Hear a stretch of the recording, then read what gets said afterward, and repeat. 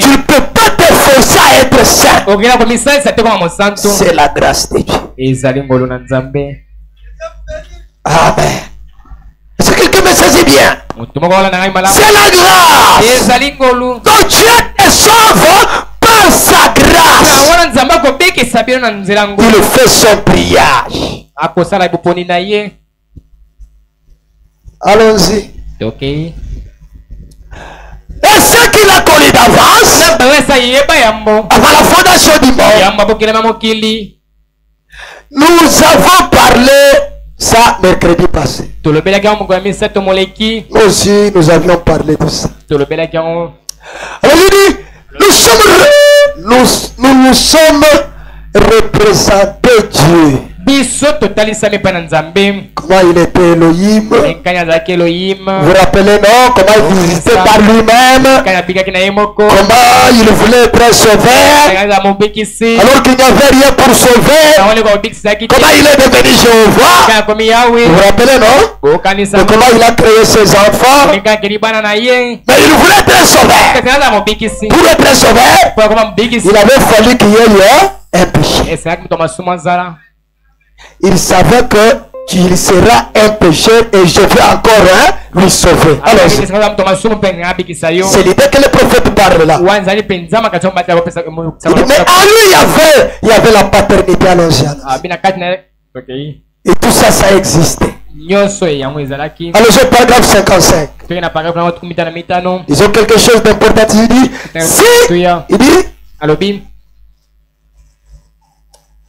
il a envoyé Jésus afin que son sang serve d'expiation. Le sang d'expiation agisse comme offrande propriatoire. Ou comme l'offrande qui est acceptée.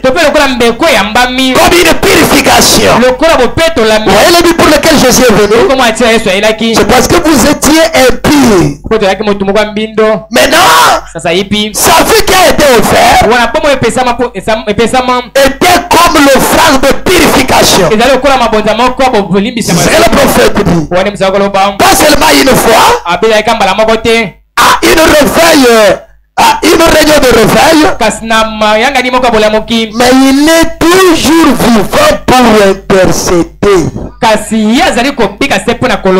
Acclamez pour la gloire du Seigneur. Je vais revenir sur ça. Quand il a versé son sang et qu'il vous a sauvé, il ne vous a pas sauvé pour le péché commis. Mais le prophète dit, même jamais commis là, il est toujours là pour intercéder chaque jour. Il intercède pour qui? Pour celui qui est déjà dans le pays. C'est cet homme-là qui le prend sa place. Pas celui qui n'est ni chaud ni froid. Ah, gloire sera dans l'éternel. Ce qui fait que les chrétiens restent purs jour et nuit. Écoutez. Ce qui fait que les chrétiens soient purs, restent purs jour et nuit.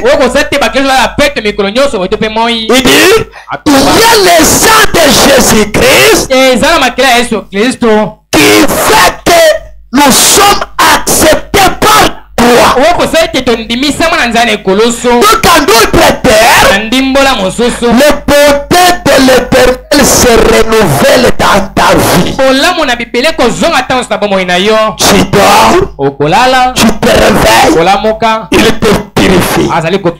Tu dors, tu te réveilles, il te sanctifie. Donc plus les jours passent, plus cette sanctification et cette purification est continuelle dans ta vie. Et qui nous purifie continuellement jour et nuit. Qui nous purifie continuellement jour et nuit. De tout péché. Il dit, et nous sommes gardés. Vous voyez? Quand vous êtes là-bas, vous êtes dans la zone de sécurité. Et nous sommes gardés pieds à l'abri. Gardés comment? Par le Saint-Esprit. Dans le corps du Seigneur Jésus. En sécurité. Est-ce que vous êtes avec moi? Celui qui écoute mes paroles et qui croit à celui qui m'a envoyé à la vie. Vous voyez ce que je vous avais dit? Vous croyez la parole. Vous avez l'amour de la parole. Vous l'aimez de toute votre vie. Parce que pour croire, Paul dit quoi? La foi vient de ce qu'on entend. Donc pour croire la parole, tu dois d'abord entendre la parole. Quand tu entends la parole, elle te donne quoi? La foi. Et pour avoir la vie éternelle, vous croyez, vous écoutez ma parole. Imaginez-vous quelqu'un qui est aujourd'hui il est chaud, aujourd'hui il est froid. Est-ce qu'il est prédestiné à la vie? C'est une simple question. Vous savez le prophète dit, ce sont des petites choses qui manqueront de grandes choses à l'église. Est-ce que vous êtes avec moi? Celui qui écoute mes paroles et qui croit à celui qui m'a envoyé à la vie éternelle et ne viendra jamais en jugement. Mais il est passé de la mort à la vie. Plus de jugement. Les chrétiens n'ira jamais en jugement. Pourquoi? Le jugement commence dans la maison. Donc dès que la parole sort là, la parole te redresse. La parole te ramène. La parole t'éveille. Il dit, Christ y est allé pour lui. Mon avocat a pris ma place. Il a pris ma place. Il a dit, c'est vrai qu'il est condamné pour ce qu'il a fait. Mais il a encore droit à la vie. Il doit être acquitté. Soit c'est moi qui dois mourir à sa place. Et le prophète a dit, il n'est pas seulement mon avocat, il est celui aussi qui est l'attribut de celui qui me juge. Et là, si tu veux m'accuser, va donc m'accuser. Mais tu dois savoir une chose, mon juge là, il est aussi mon avocat. Il a plaidé ma cause. Comme quoi j'étais ignorant. Oh, gloire soit à Dieu. Reviens d'abord là. Il a plaidé ma cause. Comme quoi j'étais ignorant. Il ne savait rien. Il était encore un enfant. Il n'avait pas encore la connaissance du bien. Et quand la condamnation regarde, est-ce qu'on peut condamner un bébé? Il faut qu'on lui donne la grâce. Il a plaidé ma cause. Comme quoi j'étais ignorant. Il a dit au Père que je n'étais pas digne. Que j'étais ignorant. Mais il m'aimait. Voilà la grâce. Pourquoi? Il a laissé tous ses grands de ce monde. Il est venu que se révèle à moi. Mais pourquoi seulement moi? Mais pourquoi seulement toi? Oui, voilà le pourquoi. Il m'a aimé par sa grâce. Il t'a aimé par sa grâce. Le prophète dit, il a dit au Père, j'étais ignorant. Je n'étais pas digne. Mais il m'aimait. C'est ça la condition. Donc le mais là enlève l'indignité, l'ignorance, tout ce que je fais et me prouve l'amour. Et l'amour me donne la grâce. Et qu'il avait pris ma place. Lui qui était un saint ici, il a quitté sa place. Il est devenu un pécheur. Et moi je suis devenu. Oh, gloire sera dans l'éternel. Il a pris ma place. Lui qui est un avocat, il dit au juge, laissez-le libre. Mais tu es moi. Il dit, il a pris ma place. Il a plaidé ma cause. Et aujourd'hui, je suis libre. Et le prophète a dit, on accordait la liberté à celui qui avait besoin de la liberté. Celui qui ne voulait pas être libre et qui voulait servir son maître, on lui a accroché l'anneau à l'oreille pour dire qu'il reste un esclave à vie. La liberté n'avait pas d'exercice. La liberté n'avait pas de choses. C'était seulement écouter les sons de la trompette et de dire, je suis libre. Je ne vais pas attendre la main. Je ne vais pas attendre la main. Écoutez seulement les sons de la trompette. Donc même si tu n'as pas vu le soleil, le prophète dit, la première personne montée à la montagne, il y avait le vieux, il y avait ceux qui ne marchaient pas, il y avait les enfants. Mais il a été dit, à la 50e année, tout esclave était libre. Est-ce que vous êtes là? Tu travailles pendant 50 ans. Et après 50 ans, on montait à la montagne avec une trompette.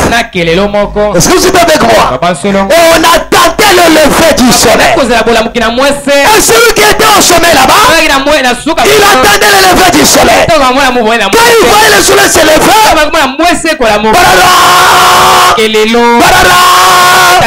je suis libre. Et le prophète dit, même celui qui n'avait pas vu le soleil, il n'avait pas besoin de voir le soleil. Il criait seulement je suis. Et celui qui était en fond là-bas, il criait je suis. Est-ce que ce soir tu peux crier je suis libre? De la même manière que tu le déclares, cette liberté spirituelle s'incarne en toi. Et le prophète dit, et aujourd'hui, ce soir, je suis libre. Toi qui ne le crois pas, oui messieurs, je suis libre. Il a versé son sang là-bas comme offrande pour notre péché. Est-ce que vous êtes là? Vous vous souvenez? Il a versé son sang. Pour le sang de Jésus, vous voyez que cela était l'offrande pour et ce soir, à travers cette œuvre du calvaire, la liberté est accordée gratuitement aux chrétiens. C'est là qu'Esaïe a dit, venez boire vous qui avez soif. Venez manger vous qui avez faim. C'est sans argent et sans rien payé. Tout c'est gratuit. Oh, gloire à l'Éternel. L'offre mondiale. L'offre mondiale. Le don du monde. Un cadeau emmailloté. Oh, quelle grâce de reconnaître ces choses ce soir. Le Bible 60 et le prophète dit, 60 il dit, maintenant dans l'âge à venir, mercredi soir nous avions vu les manifestations. Nous en parlerons encore ce soir de la manifestation des fils de Dieu. Là Dieu qui attend. Et ensuite au temps de la fin, quand nous tiendrons tous devant lui, les âges n'ont pas été perdus. Voilà pourquoi le prophète dit, nous chanterons une chanson que les anges écouteront mais ne le comprendront. Quel cantique? Le cantique de la rédemption. Pour celui qui comprend ça, c'est celui qui était une fois un pécheur, mais aujourd'hui il est dans la parole.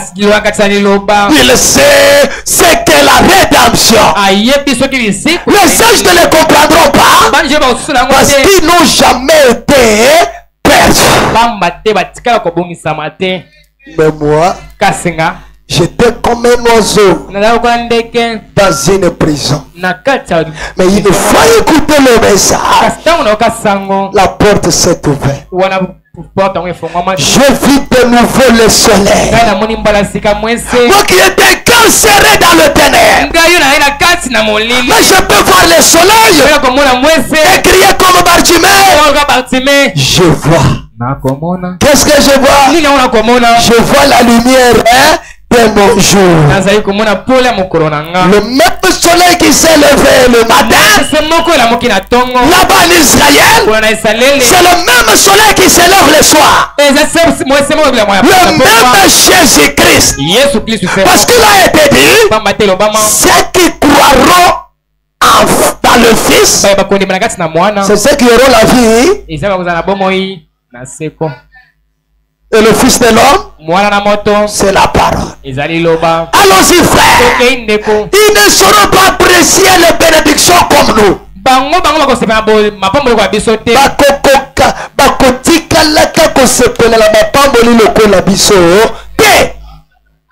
Parce que batikala kozala babola te, batikala kofrire te. Talala mutu oyo azalaki na zamba azolanda banyama, azotya mitambu, azokanga bambisi, mutu abandaki kotupa manyoko, azosala mbila, asali mafuta, asali masanga ya mboka wana. Maintenant une personne pareille, il ne se retrouve pas dans ces choses-là. Il se retrouve aujourd'hui dans la parole et stable dans la vie. Mutu ya bongo yebi ndenge azo considérer ça. Na tuni binos. Oyebi mutu ya bongo ndenge azo considérer ça. Mais moi je yatikala kolala nzala te. Aja tikala kozanga bilamba kolata te. Poya zalaka robe ne wana komaka salite te zalaka nini te. Atikala poko jeune te ndenge azana. Ndenge utokoli ayebi yango. Mais la lanza. Ozo posa elambati. Parce que tant aux hommes dans le logo na vie na yo, on peut pas apprécier ma pamole yanza, yanza. Donc pour apprécier la bénédiction de Dieu, Dieu nous amène d'abord quelque part. Dans les néants, dans le fin fond de la forêt, quand nous sortons là, nous saurons comprendre ce qu'est la bénédiction de Dieu.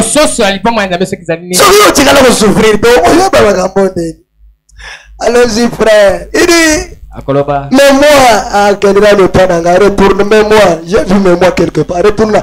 Mais moi, je sais d'où. Amen. Mais moi, je sais d'où je viens. Je sais de quelle pierre j'ai été taillé. Quelle pierre? Un péché. Vous savez à partir de quoi vous avez été taillé. Bisekana oti pene na kokende kutambola na kotambola Yesu nde Yesu kaka nde mosoki. C'est ce que j'étais. Et ce que je suis. Le prophète dit, une femme vient dans l'auditoire. Elle dit, j'ai un témoignage. On lui donne le micro. Et puis je donne ce témoignage pour la gloire de Dieu. Je ne suis pas ce que j'étais. Mais ce que je suis, une chose est certaine, c'est par la grâce. Allons-y, frère.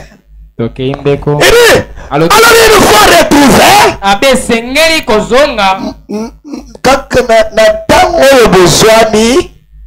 une fois retrouvé, là nous pouvons nous tenir devant à notre terre.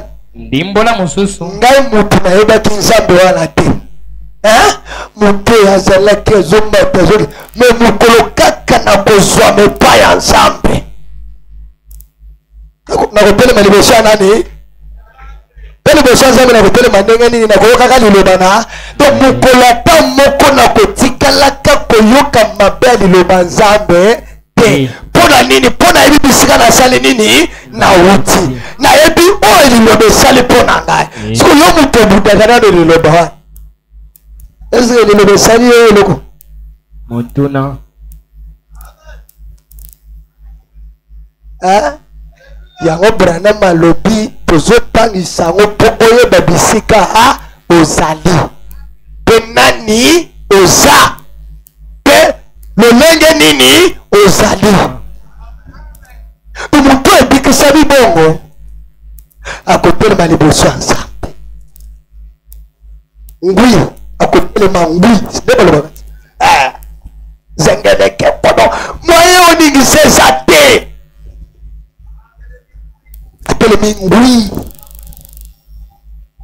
Donc à côté de Manzembo, il m'a sorti de la boue d'argile. Il a placé mes pieds sur les robes. Il met chant dans mon âme. Ces jours, un chant de louange. Alléluia. Il sait d'où il va. Allons-y, frère. Dis, oh, quel beau jour ce sera. Quel beau jour ce sera.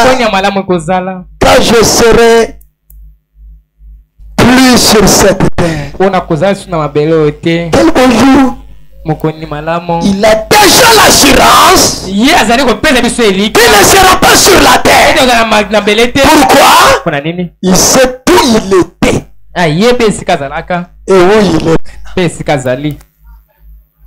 Parce que yo ozalaki wapi pe ozalaki. Bamoni bale ya pembe na ya mwindu bazali kobunda nali akolonga bitumba rishare oyo liesaka mingi yebe akolonga bitumba. Amen. Amen. Quel chien tu nourris dans ta vie? Tu nourris les chiens blancs Tu es la parole où tu nourris les chiens. Bambo bazo bunda. Amen. Boya zokora la kati na yo zamboa. Nini. Mutuna. Prenez tout. Mais laissez-moi avec elle est mon absolu. En dehors de cette parole,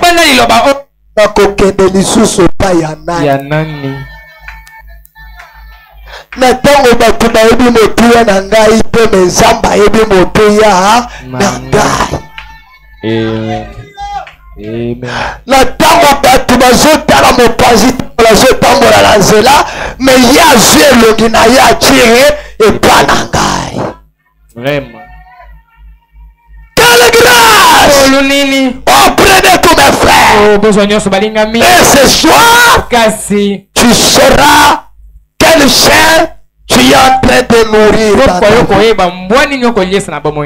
Oui, je suis en train de descendre.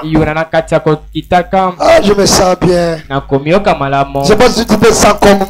C'est comme le prophète criait. Je me sens vraiment religieux ce soir. Quelque chose me dit qu'il y a un pays au-delà des étoiles. Écoutez le page 88. Le prophète dit, comment pouvez-vous prêcher la prédestination de Dieu qui établit toutes choses d'avance et place sans qu'il y ait quelque chose de par une expiation pour le péché. Pourquoi donc chaque jour vous faites une yozalaka wana omimonaka ye mosantu omona ndekono ya mwasi asali mwa libunga moke boye ekomi nzembo na yo alors ke mokolo nyonso ya bomoi na yo yo mpe ozosala nini? Est-ce que motu moko akoloba amen? Chaque jour vous faites quelque chose de mal. Est-ce que vous êtes avec moi? C'est ce que le prophète dit là. Chaque jour vous faites quelque chose de mal. Et il dit, seulement si vous êtes un homme né de nouveau ou une femme née de nouveau, aussitôt que vous faites cette erreur, Dieu sait que vous le regrettez.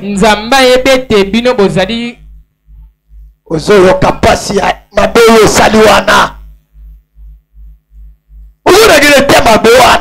Pourquoi Paul a le dit? Si vous salez ma béouane, condamnation, c'est que grâce à ça, il dit c'est ça. Vous regrettez ça et vous arrangez avec Dieu. Yawana Paul a le dit. Nazo kufa na nzambe mikolo nyonso. Nazo seko na yepe mikolo nyonso. Amen. Bisika na kuna na telemi na bongisi na continue nini nzela na longoli putulu na continue na nzela. Allons-y. Vous pourriez vous tenir dans la présence du président Oswald ou de n'importe qui d'autre dire j'ai tort. Que Dieu me pardonne d'avoir fait cette chose. Pourquoi? C'est là que le sang d'expiation. Alors je paragraphe 100. Pour terminer, là le prophète dit, Psalm 101.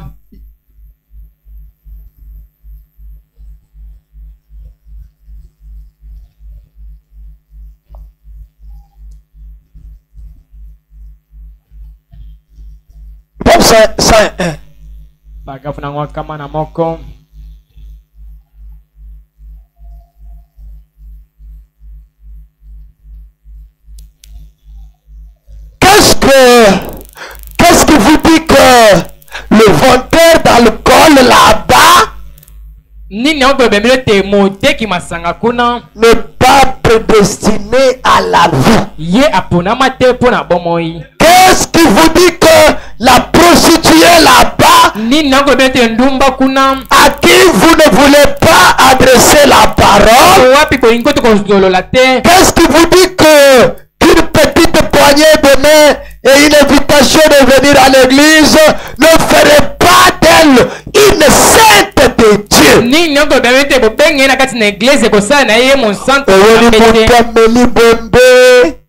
Zolangwa zotambola yo lobiga kokende na lifelo nina ebisio ke motoa na mokolo moko akokende na lola te motuna yezo melango andimi nano te me ye moto ndimi deja mokolo ta na ye kokoma s'il est prédestiné soki ya ponami temps na ye kokoma il viendra à la akozonga na liloba. Là, na pesi bino exemple. Ezala ki parti o frère moko ya kawa lango. Yo de ce soir. Somene moto talenga zo sommet. Et là ce jour-là, j'ai passé toute une journée mes poches vides. Nazaka mokolo wana kozanga lomera na poche nanga. Mais je prêche la parole. Oui, quelqu'un livre de yo rivières. Na comme na masanga kuna koya awa. Il est sous l'onction, il commence à me donner la joie. Il faut sortir comme ça, 5 $. Frère Christian, je l'ai dit, frère Christian, laissez-lui. Il y a quand même le tika ye. Tant que le tika wana tolo. Ayoki bilo na stia na masanga. Ayoki bilo ko kitoko a chebo 5 $ a chena tele la. Achene sous 5 $ a chena tele. Abimisi nyonso na poche salini. Et vous pensez qu'une personne pareille, même personne n'est là, vous voyez déjà qu'il a une partie de Dieu en lui. Parce qu'il y a des qui passent comme ça. Mais pourquoi lui il est attiré à la parole?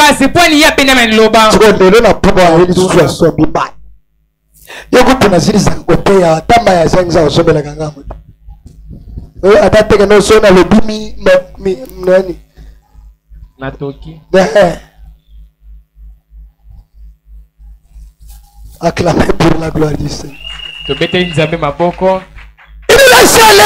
Vous êtes déjà là. Travaillez pour votre. Travaillez pour votre art. Regardez pas de vous. Soyez là attachés à la parole. Et là, c'est le paragraphe 101 que nous terminons. Il dit,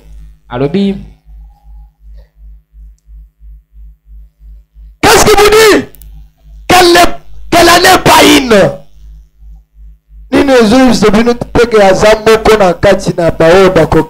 Qu'est-ce qu'il vous dit? Alors, il continue pour dire que ce que nous ne pas, mais c'est notre devoir. Comme le pécheur a jeté son filet dans la mer et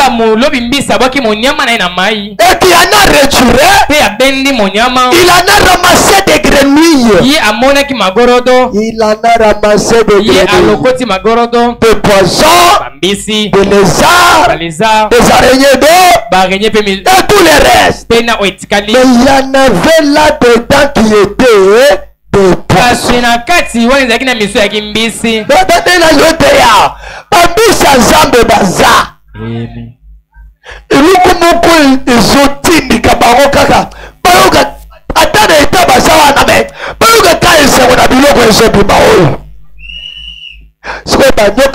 Condamnation.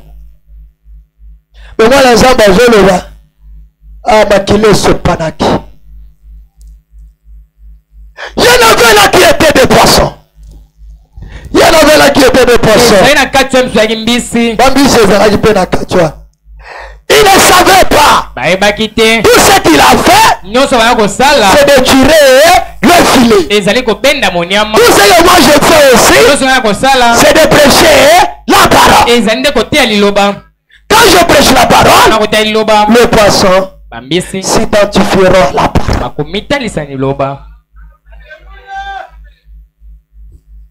Les grenouilles aussi, par rapport à leur position, ils sauront.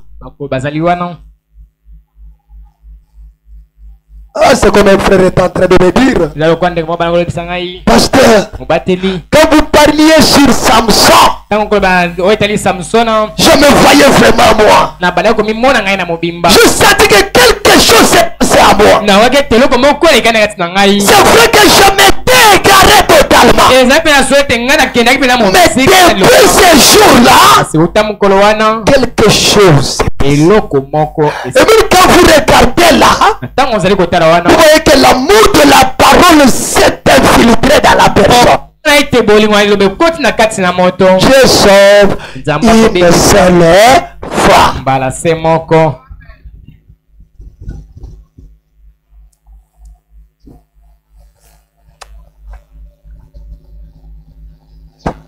Si seulement le paragraphe termine, nous prions. Il dit, il ne savait pas. Mais tout ce qu'il savait, c'est de jeter le filet. C'est ce que nous faisons.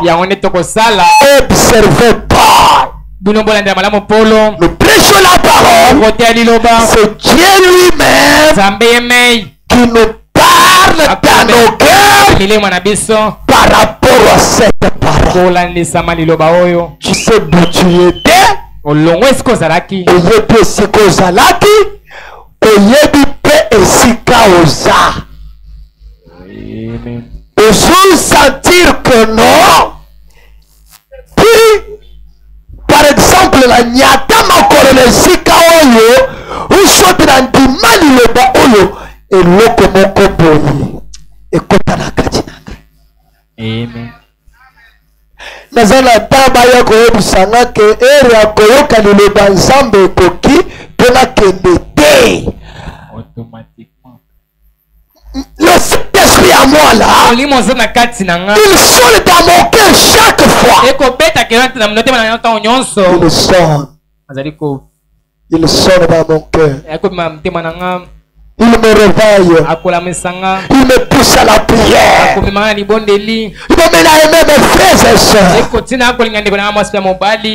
Les disciples posent la question à Jésus. Et tous les commandements que Moïse nous a enseignés, quel est le commandement qui est plus grand que les autres? Jésus leur dit, il n'y en a que deux. Alors que Moïse a enseigné 10. Mais moi je vous parle le premier qui est le plus grand. Tu aimeras l'Éternel ton Dieu de toute ton âme, de toute ta pensée et de tout ton cœur. Et tu aimeras ton prochain comme toi-même. C'est pour dire quoi? Si tu aimes ton prochain avant d'aimer Dieu, un jour la haine s'emparera de ta vie. Mais si tu commences par aimer la parole, ça ne sera pas l'effort que tu aimes la parole. Qu'est-ce qui te poussera à aimer la parole? C'est premièrement l'amour que Dieu manifeste dans ta vie. Quand Dieu manifeste cet amour-là dans ta vie, et quelque chose te pousse à réciproquer de cet amour-là. Et tu vas la réciproquer comment? En aimant Dieu comme il t'a aimé dans ton état péché. Acclamez pour la gloire du Seigneur. Et veuillez vous tenir. Je crois que la quatrième partie ne nous prendra pas beaucoup de soirées